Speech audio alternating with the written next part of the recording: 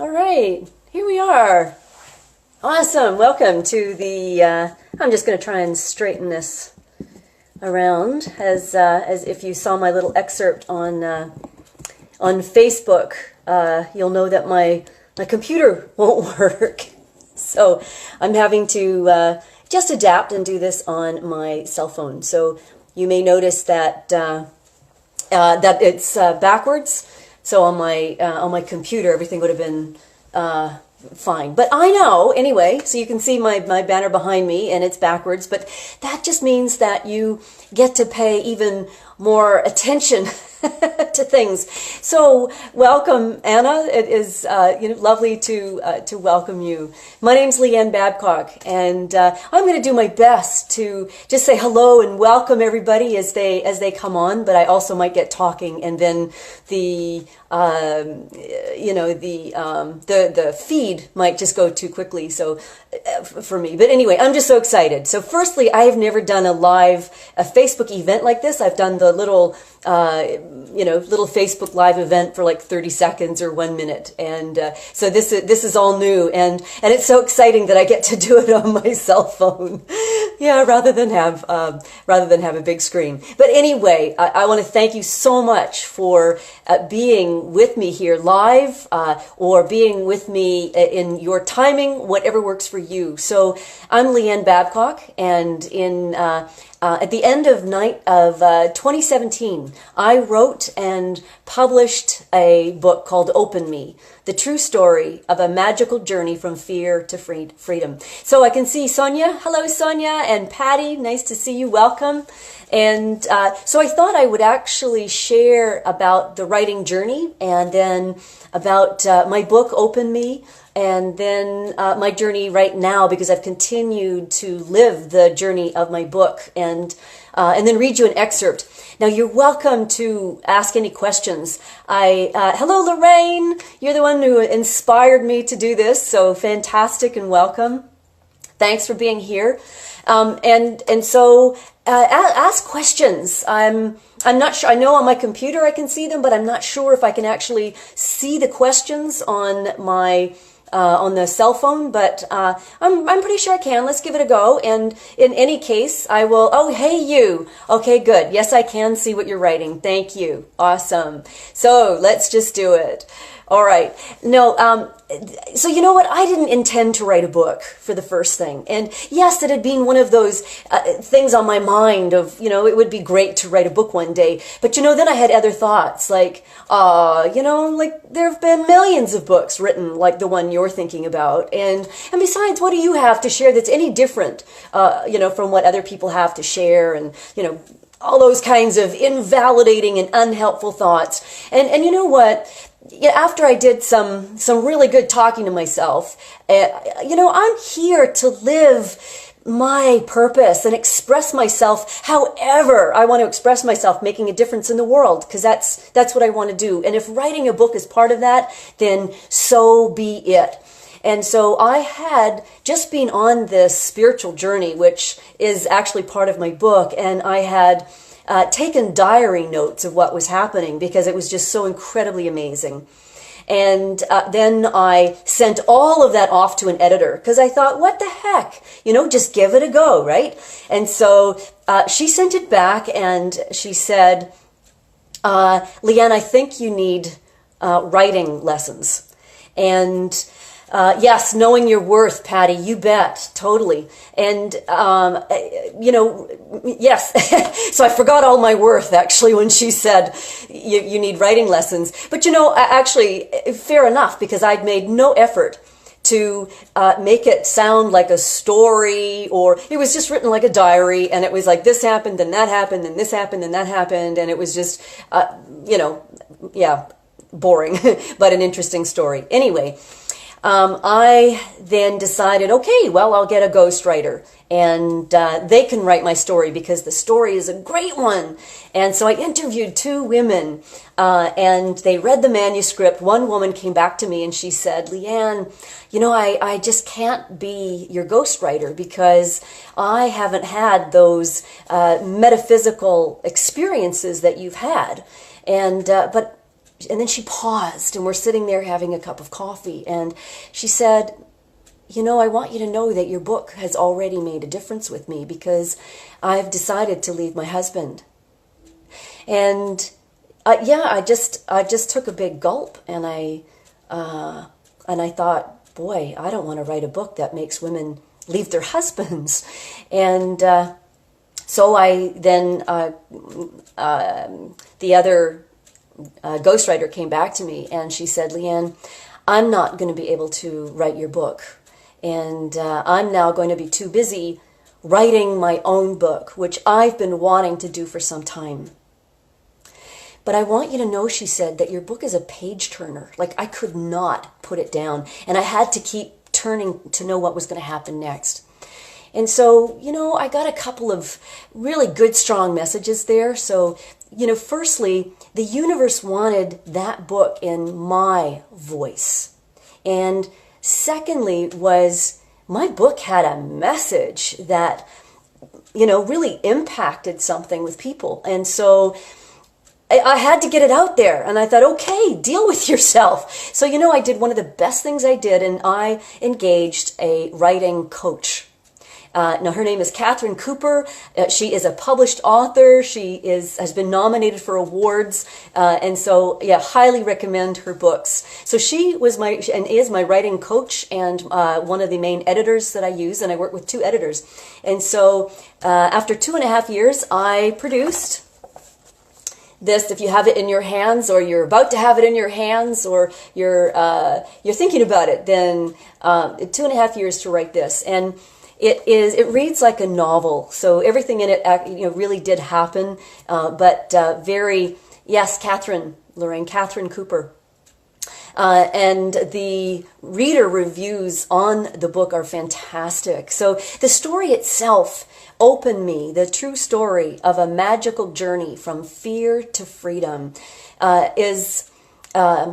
and so the story, well, actually, it's a story about relationship and love, and it's a story about compromise, and it's a story about the courage it takes to listen to our own deep inner knowing, our own deep inner truth, and the courage it takes to follow it and take actions. So the story takes place at a time in my life when, you know, I really felt that I had made it, made it according to whatever and whoever made it, whoever put those rules in place. And I was in New Zealand, and so just over 30 years ago, I married a New Zealander and moved there. As life evolved, we separated, and I remarried. And so there I was at that time, over 20, anyway, that's just a few years ago now.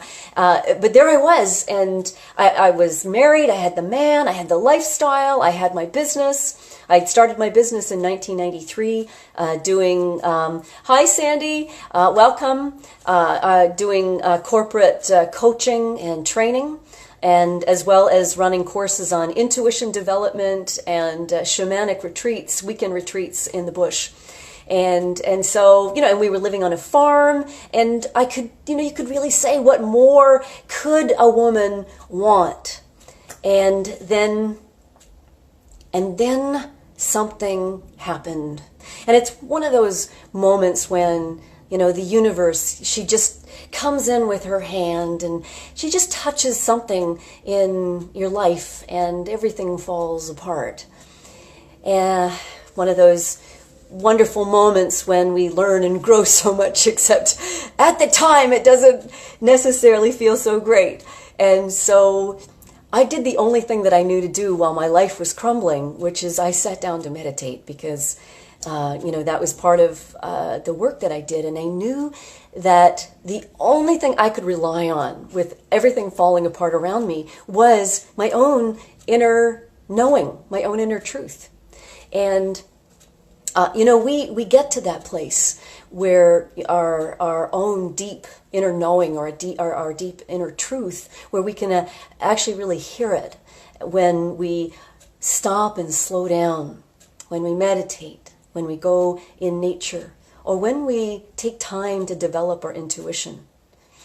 And so I sat down and I meditated, and I just asked, what do I do now? And I got an answer. And I did it because that was the only thing I had to count on at that time. And then I did it again, and I got another answer. And I just kept following these answers that I got, and miracles began happening everywhere around me. And that's where, the story really is a magical one. I'll just share with you briefly one of the miracles. The short story, the short version of it, I was on my spiritual journey, and on my way to New York to do a course that I had wanted to do for 18 months. And I was in London, and I was going to miss my flight. It was clear I was going to miss my flight. And so I did the only thing that I knew to do, which was to, just ask for, okay, what do I do now? And I was guided each step of the way. So I got through all my connecting flights, most of them, and I was on the last connecting flight, and I was at a point where it was clear I wasn't going to make it. Like, it just physically was not possible. And then I just took a deep breath, and standing, I don't know, about 30 feet away from me was hello, Emily, was a security guard. And he's among, hundreds of people who are all waiting to go through security. And he looks at me and he says to everybody there in this airport lounge, "Is anyone going to Terminal F?" And I'm looking around as he looks at me, having said that, and everybody just keeps talking, totally ignoring him as if he hadn't said anything at all. And so I walked over to him and showed him my ticket, and he said, "You're not going to make it if you stay here. So here's what you can do. Go down those stairs, go outside of the terminal, catch the employee's shuttle, and that'll take you to Terminal F. You can go through security there. You'll be there in 10 minutes.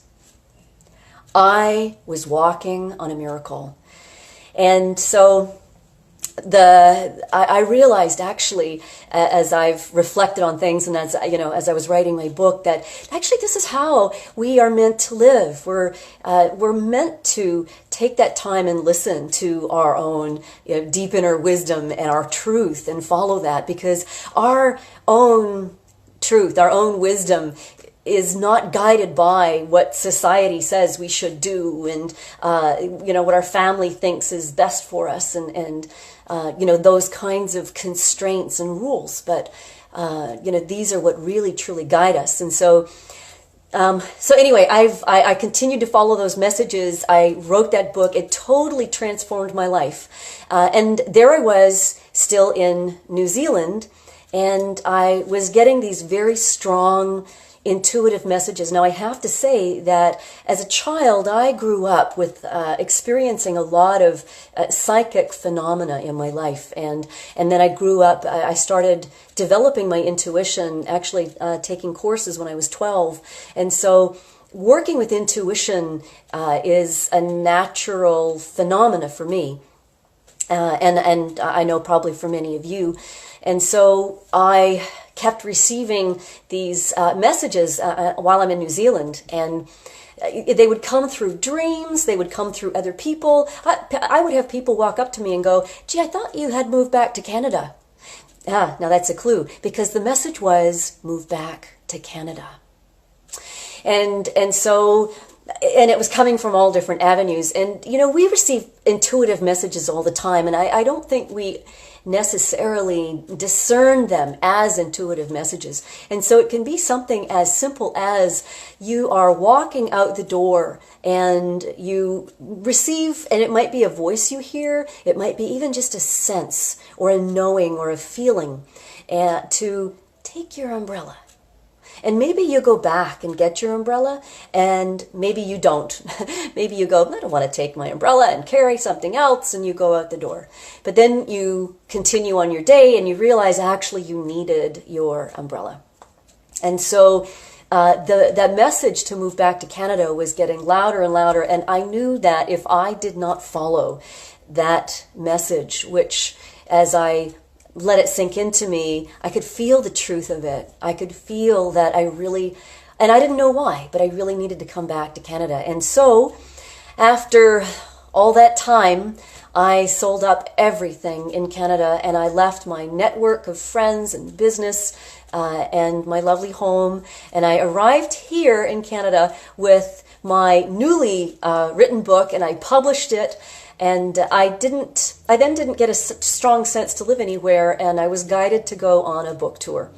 And so from July last year till June this year, I traveled from coast to coast. I started in Ontario because I came here. My mom and my brother live in Ontario. And I traveled in a truck camper with my book to Nova Scotia, to Florida, California, British Columbia, and then back to Ontario. And I did talks in bookshops and libraries, in workshops in stores, in people's homes. I stayed in Walmart parking lots, in forests, in people's homes, and people who said, look, just come and park your camper at my place, and that'll be great. And I met so many wonderful people just like you as I toured and shared the messages about my book, because those are the messages are about the courage it takes to listen to what we know is deeply inside is true, and the courage it takes to follow it. And so that's that's about my story, and that's about my journey right now. So I'm in Toronto right now, and I'll be here. My sense is until spring, and I am just finishing my second book, so that's coming out in March. And my second book, hello Maggie, wonderful to see you. Well, to know you're there. And my second book is coming out, and this is going to be a self-coaching guide, which I took, and from a lot of your feedback, I took some key messages and lessons from Open Me, and wrote them into a self-coaching guide. So you don't need the two books together. The coaching guide is totally self-sufficient on its own, and it is called Real and Wild You. Do you want to tag Samantha? Oh, yes. I'll just press that. Okay, good. And so my book is called Real and Wild You. Perfect timing, Samantha. And the subtitle is Your Daring and Magical Inner Journey.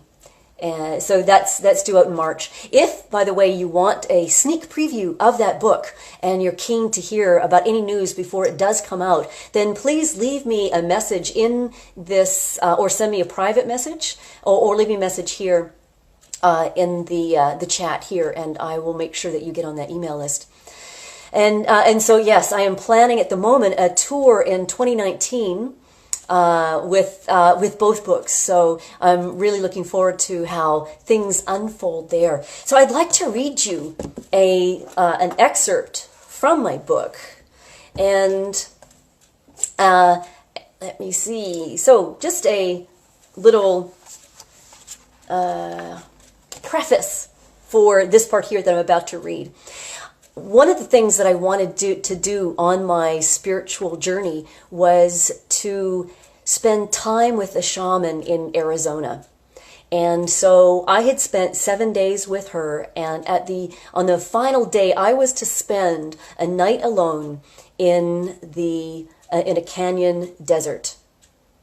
And so here we go. All too soon it was after dinner. I packed my bag.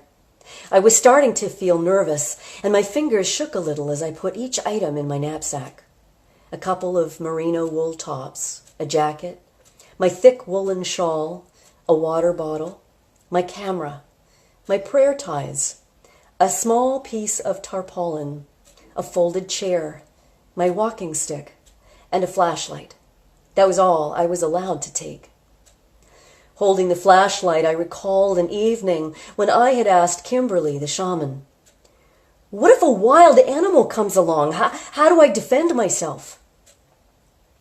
She took a deep breath, expanded her chest, stood on her tippy toes, her arms out from her sides, and said, "Make yourself really big and flicker your flashlight in their eyes.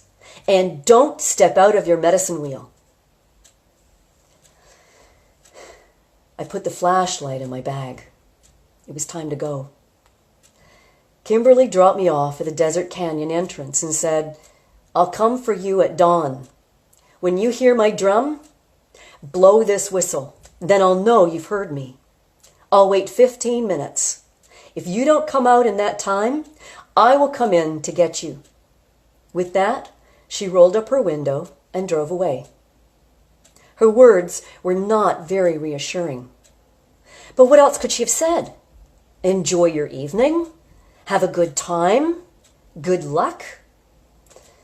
All of my attention was devoured by the sound of her tires on the dirt road as she turned around and headed out. I held my gaze on the canyon and away from her four-wheel drive for fear I might end up running after her in terror, shouting, "Don't leave me here by myself!" I clenched my fists to hold myself back from doing just that. When I could no longer hear her vehicle, I made my way to the canyon entrance track. At least that's what Kimberly called it. Really, it was a nondescript, unmarked pathway that could have easily been missed. The sun was low in the horizon, and I would have about an hour before sunset. Taking a deep breath, I entered. I had never been a confident hiker or camper. As much as I loved the bush, I usually stayed on marked pathways, apart from my daring climb up Bell Rock, or I went with someone who knew the way. This was the first time I had entered unknown bush on a completely unmarked trail on my own. I squeezed my walking stick as if I was squeezing someone's hand to reassure myself. Kimberly said the rangers didn't allow overnight campers, so if I got caught, it would be better not to have a tent. "Stay out in the open and keep yourself out of sight of the road," she said. "Don't go near any bushes, trees, or caves. Other beings go there to sleep."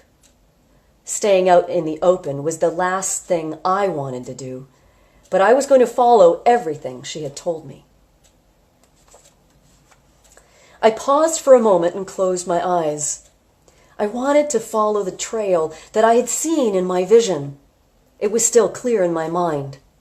A white light went off on a trail to the left.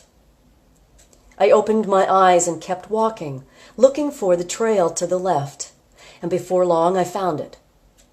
All of my senses were alert as I walked slowly, paying attention to the trees, the bushes, the rocks, and the ground. I had never walked with a walking stick before, and it felt awkward in my hands, the weight of my knapsack pressing down on my back, and I was glad I wasn't going for a long hike. Kimberly had said not to go too far in. I was looking for my spot, the place where I would set myself up for my night vigil. I came across a flat piece of rock. This must be it. I walked around the area, listening to my body. Something didn't feel quite right, so I decided to keep moving. I stepped up onto a piece of flat rock, overlooking the valley. Something about it felt familiar. My eyes studied the rock. It had an indent in the middle, big enough to hold me, and there was a light reddish tinge on one side. My heart began to beat with excitement. Could this be what I saw in my visualizations? I looked up. There was a cliff face to one side, like a mountain, and there were bushes below in the valley. Tears filled my eyes. This was exactly what I had seen in my visions. I was overwhelmed with awe and gratitude that I had trusted my vision and listened to the forces guiding me through the unfamiliar canyon to get to this spot. With little time to spare before dark, I set about my first task, creating the medicine wheel I would stay inside of all night. The medicine wheel was traditionally used by Native American tribes as a tool for insight and healing.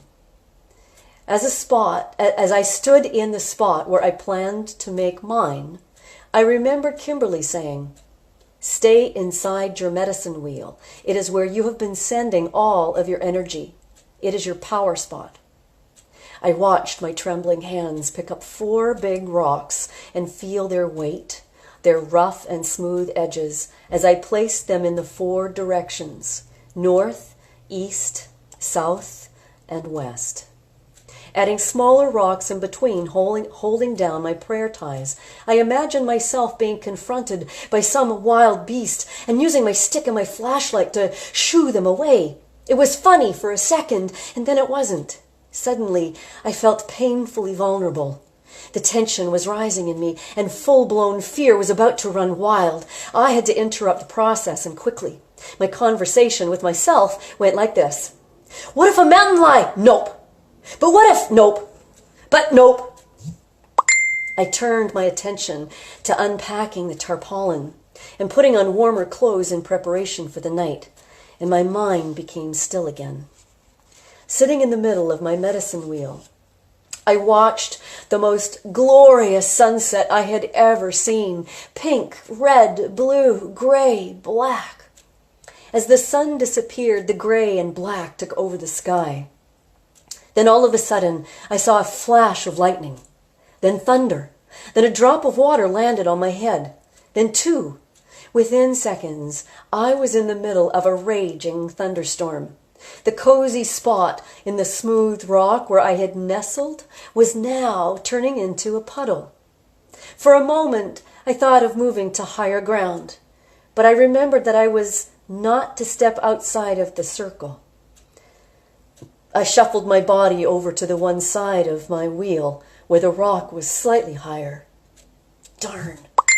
I was looking forward to relaxing, and here I am fighting with the elements.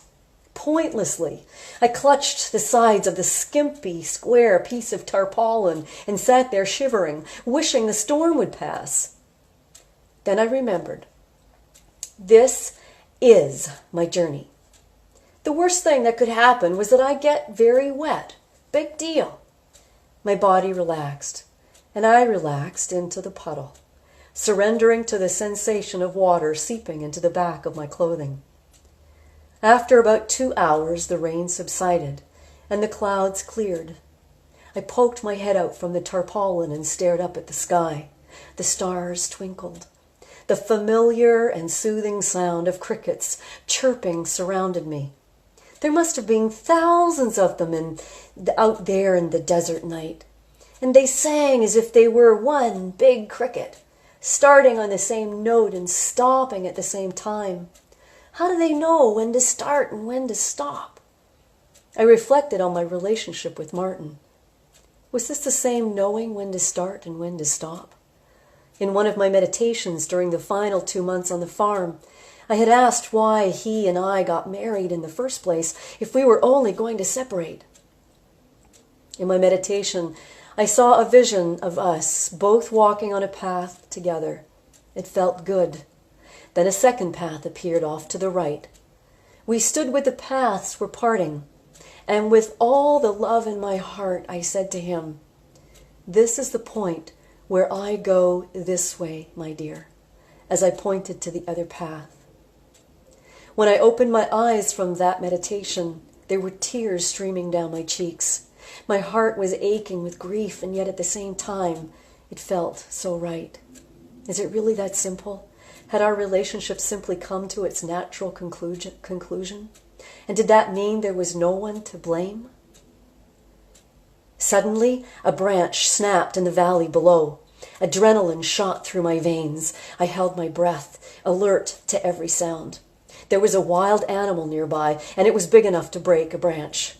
Was it a pig, a coyote, a deer, a mountain lion? I stayed very still as the terror rose within me. I knew it would smell my fear. "Don't let fear get you," Kimberly had said during one of our sessions. "Look up into the stars and let it go." I looked up into the sky and focused all my attention on the stars as if my life depended on it. My breath came back. My heart slowed down. More and more stars appeared. There were red ones, blue ones, green ones, gold ones. They sparkled like crystals. Some of them disappeared and then came back. A shooting star flew across the sky. One, I counted in my mind. I held my hand up in front of my face, but I couldn't see it. The blackness consumed me. Two, as I lay completely still, looking into the depths of the sky, I stopped feeling my body. The feeling of separateness left me, and I began to merge with the black sky. I was consciousness witnessing the stars as I breathed, the sky breathed. My mind wandered in and out of this vast state of consciousness. 3, sleep was calling me, but I kept a vigilant watch over the sky and the shooting stars. 4, what time is it? I didn't really want to know. I had purposely left my watch behind so I wouldn't be thinking about the time. 5 shooting stars. When the dawn began to lift the heavy blanket of black, there was something relieving about the coming of light and the return of my sight.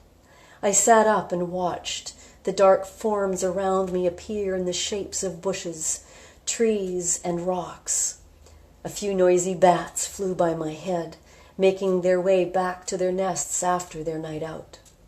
I watched the horizon until the golden light made its first peek into the day. I had made it from sunset to sunrise. So, just so you know, what happened after that was even more challenging.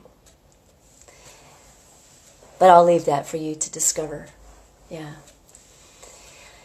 So if you would like to find out more about my book, I would love to share with you more about it. You're welcome to visit my website, which is leannebabcock.ca or openme.ca. You can go there as well. And I also have coming up, which I'm really excited, I've got a new course, a 6-session course. It's based on my new book that's coming out called The Real and Wild You, Your Daring and Magical Inner Journey. That's a self-coaching guide. And so the new course I have coming up in 6 sessions, it's called What's Your Wild? And so if you want to find out more about that, please leave a note for me so I can get that to you. And so it has been a wonderful pleasure being with you. Thank you so much for coming. Thank you, Lorraine. That's so lovely. She says that I'm a good friend and taught me a lot. And yes, Lorraine is actually one of the characters in the book. I hope you don't mind me saying so. But just so people know that all the people in the book are real. They did exist. So funny. Lorraine's written. So funny. I was just writing the word wild to describe you. Oh, that's so awesome. Well, you know, that actually is what my second book is about, because I really looked at what does the word wild mean? And, we often use it in terms of something that's either, out of control or like a wild animal kind of thing. But anyway, I think it's actually, wild as in extraordinary, wild as in, beyond the borders of, the borders of who we think we're supposed to be, or, what we think we're supposed to do and where we're supposed to fit. And, if that's wild, then I think we really, should be embodying that and really, truly giving ourselves permission to be ourselves. Hello, Barry. And welcome. Hugs to you too. And so it's been such a pleasure sharing this time with you. And I am so glad that you could make it, whether you're coming in your own time or whether you've been here live. This has been my opportunity to share my book and a book reading with you, because I've been doing book readings all across North America. And so I thought, well, for those of you who haven't had an opportunity to come to one of them, then here's this. And so, yes, please do keep in touch. Visit my website. And so much to say. But anyway, thank you so much for coming. Happy New Year. This is going to be an extraordinary year, the year 2019. It is a year for truly coming out in a way that we never have before, to truly be ourselves. And some of these words are just so overused, like the word authentic and real, and and maybe that is because our words are just so limited to the reality of the transformation that we are stepping into and breaking into. So I look forward to breaking into 2019 with you, sharing any part of that journey that we happen to connect on. And Lorraine has said, can you please send us details on your course? Yes, absolutely. So I will definitely send them out. So just let me know if you are interested, and then I will do that. So that will be starting. That'll be starting sometime soon. I have to. I'm actually right now planning. I've got a few speaking engagements in 2019, and I want to make sure that everything's going to work in timing. So I'm just scheduling those 6 sessions right now. So if you let me know you're keen, then I will get back to you. So sending you all my love. The more love we send, the more it gets created, and big hugs to you all. So, mwah! Thank you, bless you, and hope to see you again.